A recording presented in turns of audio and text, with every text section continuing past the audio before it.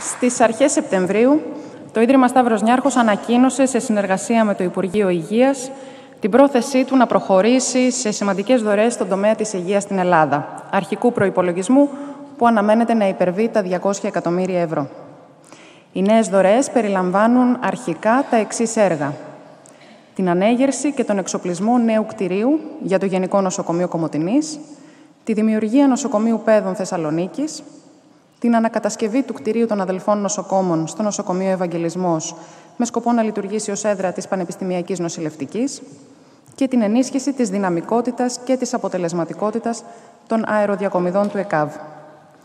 Οι δωρεές αυτές έρχονται στη συνέχεια μιας άλλης μεγάλης και πρόσφατης δωρεάς του Ιδρύματος προς το ΕΚΑΒ. Η δωρεά αυτή αφορά την προμήθεια 143 υπερσύγχρονων ασθενοφόρων, καθώς και την πλήρη συντήρησή τους για 8 χρόνια.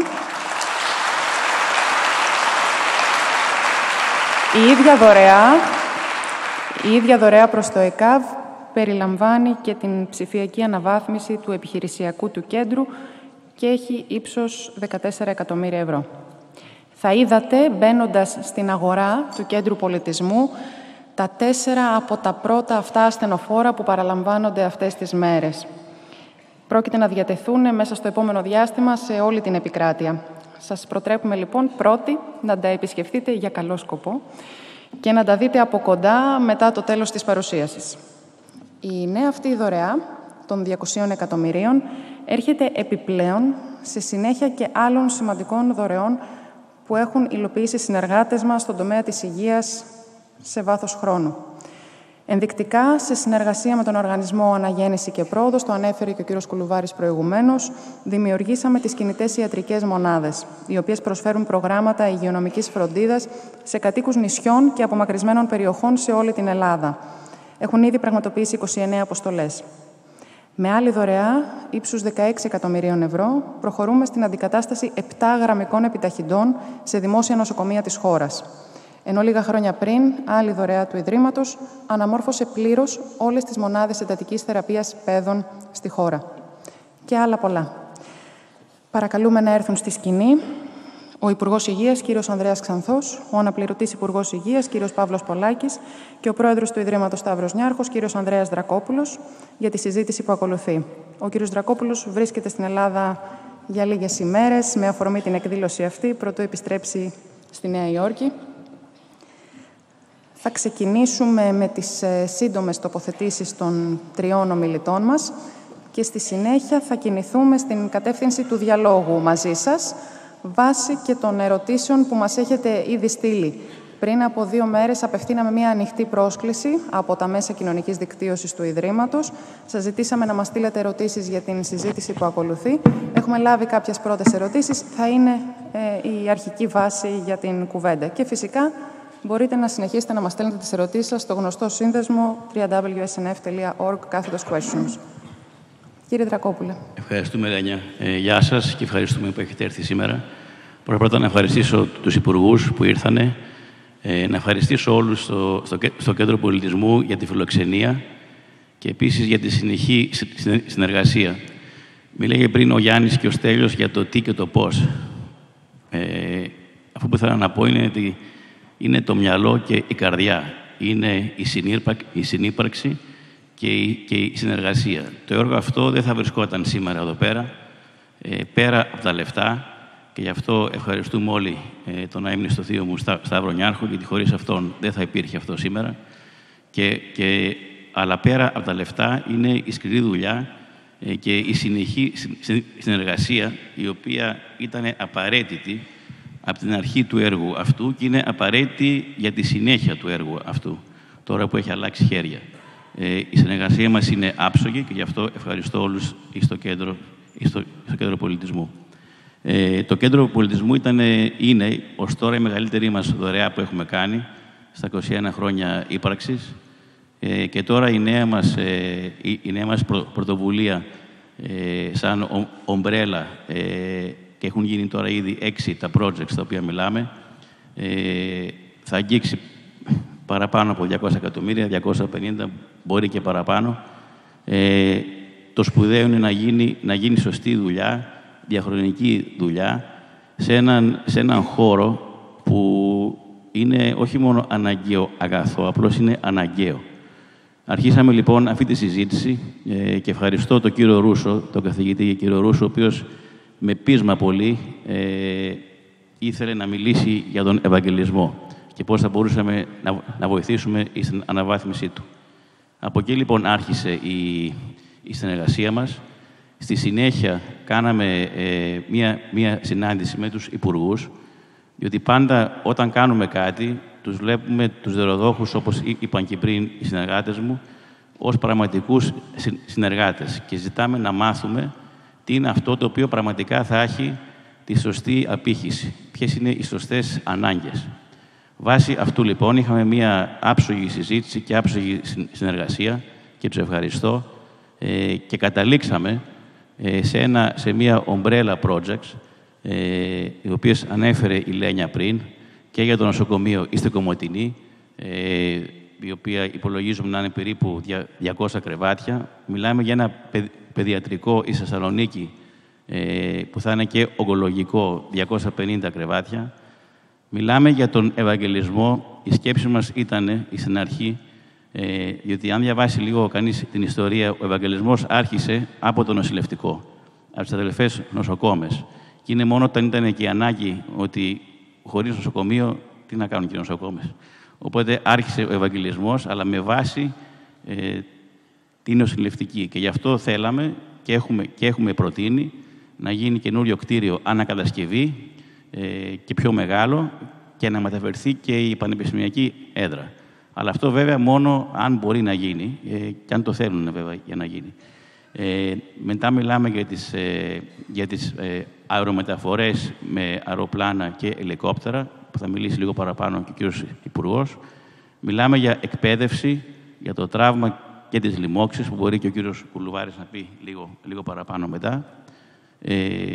Και μιλάμε και για εξοπλισμό. Πάλι ο κύριος Υπουργός θα πει κάτι παραπάνω. Και πάλι το πνεύμα είναι πνεύμα συνεργασίας, είναι για εθνικό καλό. Κοιτάμε να το κάνουμε με πλήρη διαφάνεια, να το παραδώσουμε στο μοντέλο του Κέντρου Πολιτισμού. Και το λέω αυτό διότι το Κέντρο Πολιτισμού, όταν στην αρχή το κάναμε, πολλοί λέγανε «Μα δεν γίνεται, δεν πρόκειται για να γίνει». Και εμείς είπαμε ότι γίνεται. Και τώρα γίνεται λοιπόν με μια πολύ καλή συνεργασία για το καλό του τόπου, για το καλό της κοινωνίας. Θα προχωρήσουμε σε αυτή την πρωτοβουλία και ελπίζουμε πολύ, πολύ σύντομα να δείτε τα αποτελέσματα. Ευχαριστώ.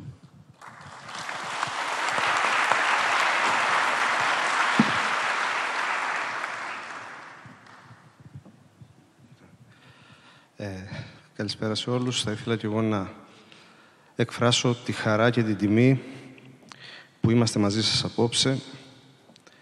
Τη χαρά μας για την φιλοξενία σε ένα χώρο πραγματικά εμβληματικό. Νομίζω ότι αυτή η παρέμβαση ήταν μια πολύ σημαντική και εμβληματική παρέμβαση του Ιδρύματος στον χώρο του πολιτισμού. Και αυτό το οποίο ήδη ανακοινώθηκε είναι η προετοιμασία μιας επίσης σημαντικής και εμβληματικής παρέμβασης στον πολύ κρίσιμο τομέα της υγείας και της λειτουργίας του συστήματος υγείας της χώρας μας. Είμαστε σε μία περίοδο επούλωσης πληγών, πληγές οι οποίες δημιουργήθηκαν και επιδεινώθηκαν στη διάρκεια της κρίσης, δεν έμειναν επηρέαστος αυτός ο τόσο ευαίσθητος για την καθημερινότητα και για την αξιοπρέπεια των ανθρώπων χώρος, και είμαστε και σε μία περίοδο ασυμμετρίας ανάμεσα στις ανάγκες και στους διαθέσιμους πόρους. Αυτή είναι η αλήθεια. Οφείλουμε λοιπόν αυτή την περίοδο, την κρίσιμη, να αναζητήσουμε συνέργειες, να αναζητήσουμε σοβαρό σχεδιασμό και μεθοδικότητα και συνέπεια στην υλοποίησή του. Προσπαθούμε λοιπόν να κινητοποιήσουμε τους διαθέσιμους πόρους, τους ανθρώπινους και τους υλικούς, τους περιορισμένους προφανώς που μπορεί να έχει η χώρα μας αυτή την περίοδο, αλλά είναι απολύτως σαφές ότι η συνδρομή μεγάλων ιδιωτικών δωρεών όπως αυτή που συζητάμε είναι καθοριστικής σημασίας. Με χαρά μας, λοιπόν, συζητήσαμε και διεξοδικά και συμφωνήσαμε αυτό τον σχεδιασμό τον οποίο παρουσίασε προηγουμένως ο κ. Δρακόπουλος. Αφορά 4 περίπου πολύ γενικά πεδία αναβάθμισης και βελτιώσεων στο σύστημα υγείας. Το ένα είναι οι κτηριακές υποδομές.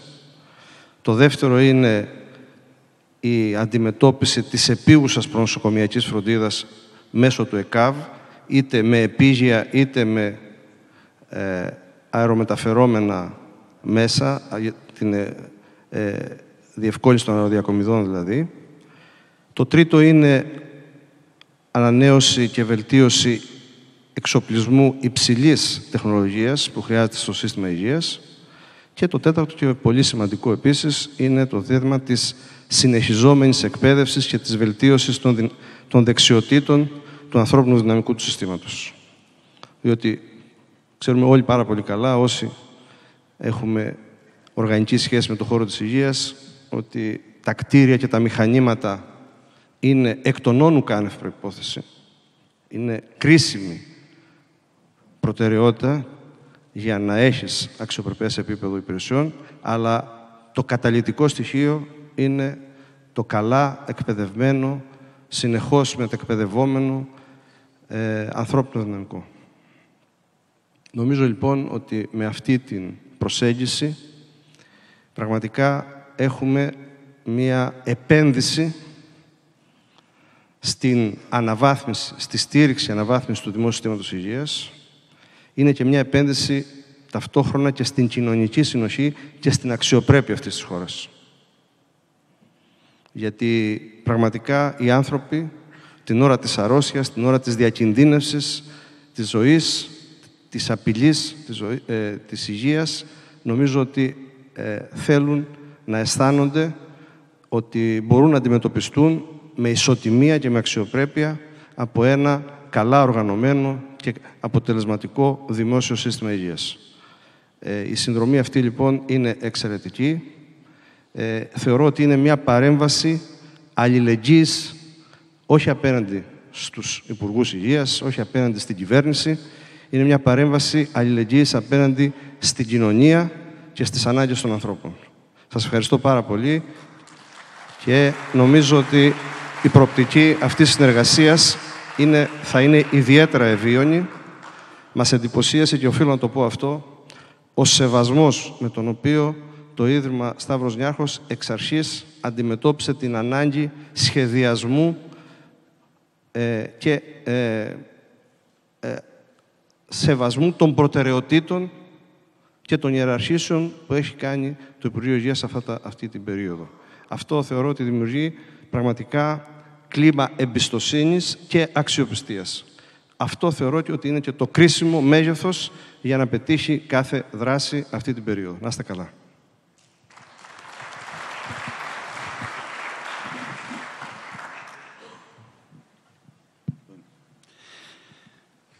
Καλησπέρα σε όλους. Εγώ θα συνεχίσω από εκεί που τέλειωσε ο Ανδρέας.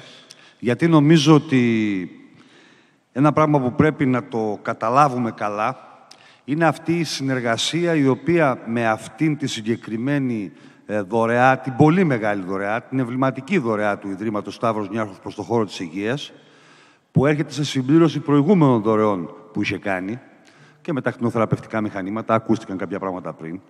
Νομίζω ότι υπάρχει μια τεράστια συνέργεια και θα το πω με συγκεκριμένες πράξεις, με συγκεκριμένα παραδείγματα.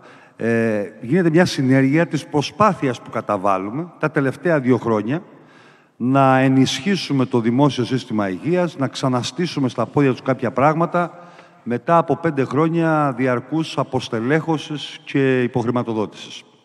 Και σαφώς και χρειαζόμαστε τις δωρεές, σαφώς και χρειαζόμαστε από ιδρύματα, από εκπροσώπους της αστικής τάξης στη χώρα μας, και το λέω έτσι, να διαθέτουν ένα μέρος των κερδών τους επιστρέφοντάς το στην κοινωνία με αυτόν τον τρόπο, μόνο που αυτό πρέπει να γίνεται στα πλαίσια ενός σχεδιασμού. Και γι' αυτό και εγώ θέλω να ευχαριστώ και τον Ανδρέα προσωπικά, τον κύριο Δρακόπουλο, γιατί πραγματικά άλλαξε ο σχεδιασμός που υπήρχε ο καταρχήν με βάση τις προτεραιότητες που θέσαμε.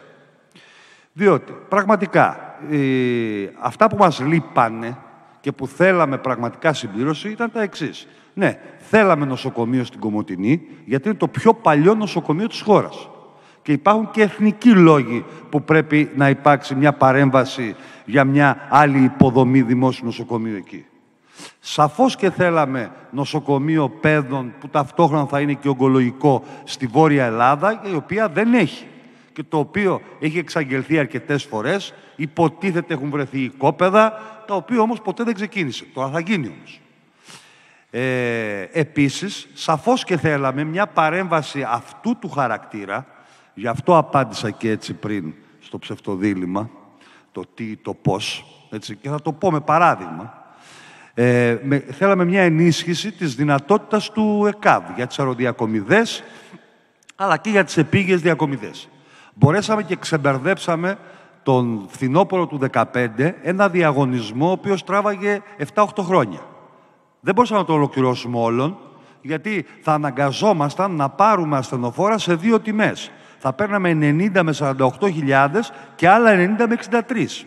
Αυτό ήταν το αποτέλεσμα αυτού που παραλάβαμε. Αγοράσαμε λοιπόν τελικά αυτά που έκαναν 48.000 ευρώ, τα 90 ασθενοφόρα. Δεν φτάναν όμως. Τα 140 ασθενοφόρα, τα οποία δίνει τώρα το Ίδρυμα Νιάρχος και άρχισαν να παραλαμβάνονται, είναι μια πολύ μεγάλη ένεση σε ένα γερασμένο στόλο του ΕΚΑΒ.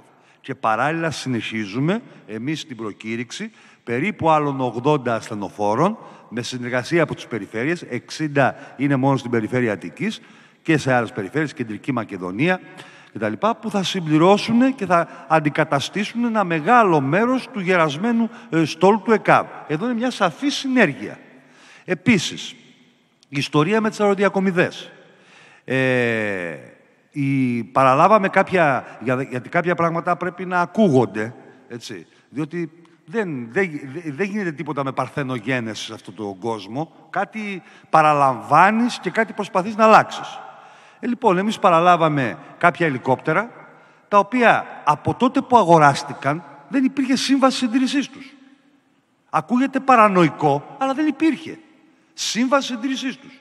Αυτό που έκανε η πολεμική αεροπορία μετά που πέσαν τα 3 και ξαναανέλαβε η πολεμική αεροπορία να έχει την διαχείριση του πτυτικού έργου, και την οποία ευχαριστούμε και σήμερα από εδώ για τους ασφαλείς όρους με τους οποίους κάνει όλα αυτά τα χρόνια τις αεροδιακομιδές, γιατί έχουμε θρηνήσει 14 θύματα στο ΕΚΑΒ από την διαχείρισή της από την Αλιτάλια, τότε, τα πρώτα χρόνια που αγοράστηκαν. Δεν υπήρχε σύμβαση συντήρησης.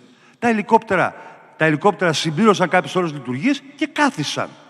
Λοιπόν, με το να μην υπάρχει σύμβαση συντήρησης, δεν μπορείτε να διανοηθείτε ότι είναι αδύνατον να τους επισκευάσουμε. Με βάση το νομικό πλαίσιο που υπάρχει, με βάση την κακομοιριά της γραφειοκρατίας που δέρνει το ελληνικό δημόσιο, με βάση τις προσπάθειες των διαφόρων μεσαζόντων να μπουν μέσα σε αυτήν την ιστορία. Γι' αυτό λοιπόν και αποφασίσαμε, συνεργασία με το Ίδρυμα, ότι θα επισκευάσει τα 3 ελικόπτερα του ΕΚΑΒ που έχουν συμπληρώσει κάποιες ώρες και πρέπει να γίνει ένα μεγάλο rollover των κινητήρων, και τελικά η τροποποιημένη πρόταση θα είναι να αγοραστούν όχι άλλα ελικόπτερα, αλλά 2 αεροπλάνα διακομιδών, μικρά αεροπλάνα, τα οποία θα μας προσφέρουν τεράστια οικονομία κλίμακος, γιατί οι μισές αεροδιακομιδές στη χώρα αυτή τη στιγμή γίνονται από τα C-27 και τα C-130, που εκεί η ώρα πτήσης είναι πάρα πολύ ακριβή. Η πολεμική αεροπορία θα συνεχίσει να πετάει και αυτά τα ελικόπτερα τα οποία θα αγοράσουμε, και επίσης θα υπάρξει και μία συμπληρωματική διερεύνηση είτε για την αγορά ενός ελικοπτέρου είτε για την επισκευή 2 Super Puma που θα διατεθούν μόνο για τις ανάγκες των αεροδιακομιδών.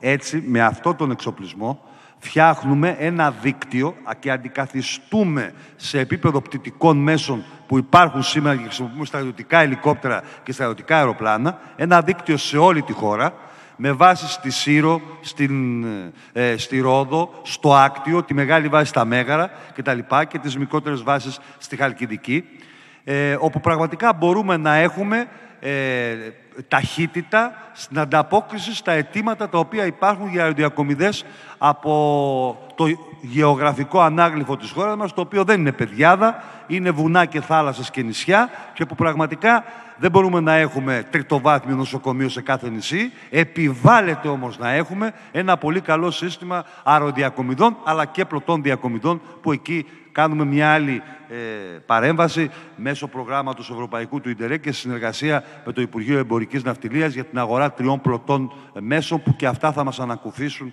από κάποιες διακομιδές πλωτές που κάνουμε και τις ακριβοπληρώνουμε.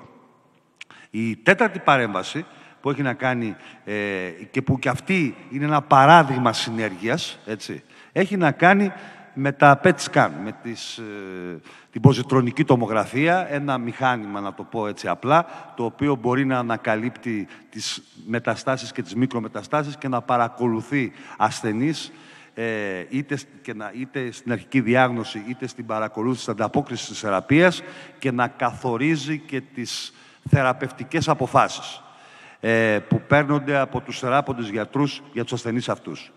Εμείς αυτή τη στιγμή, ο δημόσιος τομέας έχει λίγα τέτοια μηχανήματα. Στην Αθήνα υπάρχουν στον Ευαγγελισμό, στο Μεταξά και στο Πέδον, και στη Θεσσαλονίκη υπάρχει στο Παπαγεωργίου και στο Θεαγέννη. Με βάση χρηματοδότηση από το πρόγραμμα ιδίων πόρων της Περιφέρειας Αττικής, θα αγοράσουμε άλλο ένα PET-CT που θα μπει στο ογκολογικό των Αγίων Αναργύρων και θα αγοράσουμε 2 baby κυκλοτρόνια. Είναι 2 μηχανήματα τα οποία παράγουν το ραδιοφάρμακο που χρησιμοποιείται σε αυτή την εξέταση. Που αυτή τη στιγμή δυστυχώς είμαστε δέσμοι ενός μονοπωλίου που υπάρχει, ένα τέτοιο μηχάνημα, ένα τέτοιο κυκλοτρόνιο στην Ελλάδα, και το οποίο το πληρώνουμε πανάκριβα σε τριπλάσια και τετραπλάσια τιμή από ό,τι το πληρώνουν άλλες χώρες. Θα βάλουμε λοιπόν στους Αγίους Αναργύρους, θα τοποθετήσουμε 2 μίνι κυκλοτρόνια στην Αθήνα και συμφωνήσαμε με το Ίδρυμα σήμερα να συμβάλλει το Ίδρυμα στην αγορά 3 PET-CT σε Κρήτη, Λάρισα και Γιάννενα και 4 κυκλοτρονίων σε αυτές τις πόλεις, συν ένα στη Θεσσαλονίκη. Έτσι πραγματικά θα μπορέσουμε να καλύψουμε τις ανάγκες των ασθενών όλης της χώρας για αυτήν την εξέταση που είναι καθοριστική για συγκεκριμένες ασθένειες και στο χειρισμό της θεραπείας τους, και παράλληλα να κάνουμε και μια πολύ μεγάλη οικονομία κλίμακος στο επίπεδο του ραδιοφαρμάκου, το οποίο σήμερα εμείς το πληρώνουμε 700 και 750 ευρώ, όταν στις υπόλοιπες χώρες της Ευρώπης κάνει 200 και 250 ευρώ. Τα κυκλοτρόνια που θα αγοραστούν θα μπορέσουμε πραγματικά να κατέβει πάρα πολύ αυτό το κόστος το οποίο σήμερα πληρώνουμε μέσω του ΕΟΠΗ ή μέσω του κρατικού προϋπολογισμού. Μίλησα έτσι πιο αναλυτικά για να δείξω ότι πραγματικά, και εγώ γι' αυτό χαίρομαι, ότι δέχτηκε το Ίδρυμα Σταύρος Νιάρχος, το οποίο κάνει μια μεγάλη κίνηση, μια πολύ μεγάλη κίνηση, νομίζω θα είναι η δεύτερη μεγαλύτερη σας δωρεά μετά από το Κέντρο Πολιτισμού, πρακτικά να εντάξει τη δωρεά του σε ένα συνολικότερο σχεδιασμό, που ο τελικός του στόχος είναι ένα ενισχυμένο δημόσιο σύστημα υγείας, το οποίο να ανταποκρίνεται στις ανάγκες των ανθρώπων, να προσφέρει υψηλής ποιότητας περίθαλψη με βάση αυτά που μπορεί η επιστήμη σήμερα να προσφέρει, δωρεάν, έγκαιρα και αποτελεσματικά για όποιον έχει ανάγκη εκεί που το έχει ανάγκη. Ευχαριστούμε ξανά, άλλη μια φορά, για αυτό το πράγμα και πιστεύω να τα υλοποιήσουμε με πολύ γρήγορους ρυθμούς. Γιατί, είπαμε, είναι και τι κάνεις, είναι και πώς το κάνεις, αλλά είναι και πόσο γρήγορα το κάνεις. Έτσι. Λοιπόν, ευχαριστώ πολύ.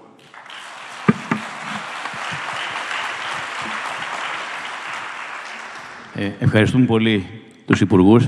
Απλώς να πω και κάτι άλλο το οποίο ξέχασα, το οποίο έχει να κάνει λιγότερο με το θέμα της ιατρικής, αλλά έχουμε συναντηθεί με τον Ρέντζο Πιάνο. Όπως ξέρετε, είναι ο αρχιτέκτονας του έργου αυτού εδώ πέρα που βρισκόμαστε σήμερα, του Κέντρου Πολιτισμού, ο οποίος έχει ήδη στην εμπειρία του έχει κάνει νοσοκομεία και στην Ιταλία και στην Ουγκάντα και ο οποίος έχει καταλάβει, κατά τη γνώμη μου, το καινούριο τρόπο αρχιτεκτονικής για νοσοκομεία, όπου ο βασικός σκοπός είναι ο σεβασμός προς τον ασθενή και τους συγγενείς.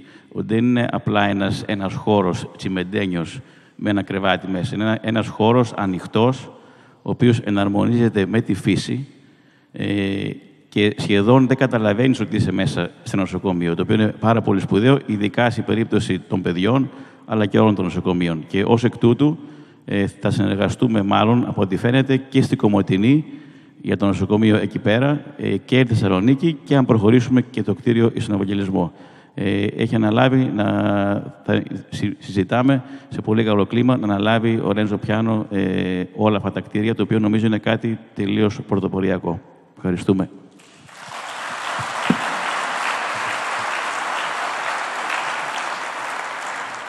Έχουμε λάβει λίγες ερωτήσεις στην πλατφόρμα που είχαμε θέσει στη διάθεση των καλεσμένων μας.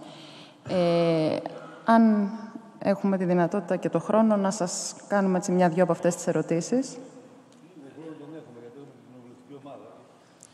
Έχουμε μία ερώτηση που απευθύνεται στην ηγεσία του Υπουργείου, κατά πώς φαίνεται, και άλλη μία ερώτηση που μάλλον απευθύνεται στον κύριο Δρακόπουλο. Η πρώτη ερώτηση και έχει δύο σκέλη. Το δεύτερο σκέλος, της οποίας, Υπουργέ, το καλύψατε, λέει εάν το Ίδρυμα αγοράσει τα ελικόπτερα, το κράτος μπορεί να τα πετάξει. Η δεύτερη, το άλλο σκέλος της ερώτησης που δεν έχουμε καλύψει, φαίνεται, είναι αν το Ίδρυμα φτιάξει τα νοσοκομεία, το κράτος θα μπορεί να τα λειτουργήσει. Αυτή είναι μια κρίσιμη ερώτηση, προφανώς. Και θεωρώ ότι και το Ίδρυμα Σταύρος Νιάρχος εξ αρχής έθεσε αυτό τον προβληματισμό και ήθελε να είναι σίγουρο ότι αυτή η σημαντική επένδυση σε υποδομές και εξοπλισμό στο σύστημα θα είναι εγγυημένη η λειτουργικότητά τους και η δυνατότητά τους πραγματικά να έχουν κοινωνική ανταποδοτικότητα αυτές οι δωρεές. Διαβεβαιώσαμε και το λέμε με ασφάλεια ότι είμαστε σε μία περίοδο ενός σοβαρού σχεδιασμού, σταδιακής προφανώς, αλλά συστηματικής κάλυψης των αναγκών σε ανθρώπινο δυναμικό στο σύστημα υγείας. Αυτά τώρα πλέον δεν είναι εξαγγελίες, είναι μετρήσιμα αποτελέσματα, είναι πολύ αισθητή πλέον στην καθημερινότητα, στη στελέχωση και στη λειτουργία των νοσοκομείων η προσπάθεια που έχει γίνει. Έχει καλυφθεί ένα πολύ μεγάλο μέρος των μεγάλων κενών τα οποία δημιουργήθηκαν τα προηγούμενα χρόνια. Υπάρχει ένας σχεδιασμός ενίσχυσης με ιατρικό δυναμικό που υπερβαίνει αθρηστικά περίπου τις 3.500 θέσεις μονίμων γιατρών του ΕΣΥ, που αφορά προφανώς και τα νοσοκομεία, αφορά την πρωτοβάθμια φροντίδα, αφορά όλα τα επίπεδα λειτουργίας του συστήματος και θέλουμε πραγματικά αυτή η ένεση ανθρώπινου δυναμικού να είναι στοχευμένη και να αναβαθμίζει την ποιότητα των υπηρεσιών. Υπάρχει λοιπόν αυτός ο σχεδιασμός. Προφανώς υπήρχαν περιορισμοί και δημοσιονομικοί και περιορισμοί όσον αφορά την οροφή των προσλήψεων στο δημόσιο τομέα συνολικά. Δώσαμε όμως μια πολύ σημαντική προτεραιότητα αυτή την περίοδο. Κινητοποιήσαμε διαθέσιμους πόρους. Κάναμε ανακατανομές κονδυλίων και από άλλα υπουργεία. Ήταν μια πολύ συνειδητή επιλογή αυτή και θέλαμε να διασφαλίσουμε κυρίως την καθολική κάλυψη των αναγκών του πληθυσμού. Νομίζω ότι αυτή η παρέμβαση που έγινε με το θέμα της πρόσβασης, γιατί πολύ σωστά μιλήσατε προηγουμένως για την προσβασιμότητα στη τέχνη και στον πολιτισμό. Το ζήτημα της προσβασιμότητας είναι πολύ κρίσιμο στον τομέα της υγείας. Και η παρέμβαση που έγινε αυτή την περίοδο ήταν ότι οι άνθρωποι αυτής της χώρας, ανεξάρτητα από την εργασία, την ασφάλιση και το εισόδημά τους, μπορούν με ισότιμο τρόπο, ενδεχομένως και με τα ίδια προβλήματα, όπως και οι ασφαλισμένοι, να αντιμετωπίζονται στο δημόσιο σύστημα υγείας με αξιοπρέπεια. Αυτό λοιπόν σε γενικές γραμμές και όσον αφορά το ιατρικό δυναμικό και όσον αφορά το νοσηλευτικό, παραϊατρικό προσωπικό, τους άλλους επαγγελματίες υγείας που πρέπει να συνεργήσουν, σε μεγάλο βαθμό έχει διασφαλιστεί. Αυτό το οποίο η μάχη που δίνουμε είναι μια μάχη με το χρόνο, γιατί είναι πολύ δυσκίνητο το σύστημα το διοικητικό στη χώρα μας και μια μάχη με τις αντοχές των ανθρώπων. Αυτή είναι η αλήθεια. Από και ένα γρήγορο, το οποίο είναι παρεμφερές. Ακούγαμε χρόνια, όσο κατασκευάζαμε το έργο αυτό εδώ πέρα που είμαστε σήμερα, πολλές ερωτήσεις που ακόμα καμιά φορά έρχονται. Μα πώς θα το τρέξει το κράτος? Η απάντηση βρίσκεται μπροστά σας. Το τρέχει. Σωστές συνεργασίες, διαφάνεια, σκληρή δουλειά, όλα γίνονται. Και καμιά φορά υποτιμάμε τους εαυτούς μας σαν Έλληνες. Και το λέω όχι σαν Ιδρυμονιάρχος, σαν Έλληνας. Υποτιμάμε τους εαυτούς μας. Με διαφάνεια, με σκληρή δουλειά, όλα γίνονται. Και μία απόδειξη όλου αυτού είναι το Κέντρο Πολιτισμού, το οποίο δουλεύει άψογα.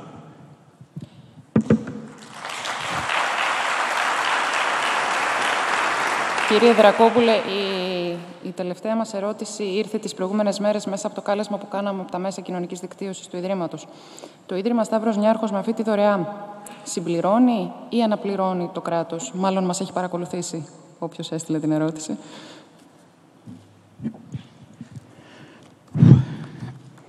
Συμπληρώνουμε. Αυτό το λέμε πάντα από την αρχή, από το 1996. Το έχουμε βάλει σαν στόχο δικό μας, επειδή καταλάβαμε ότι υπήρχαν μεγάλες ανάγκες από τότε.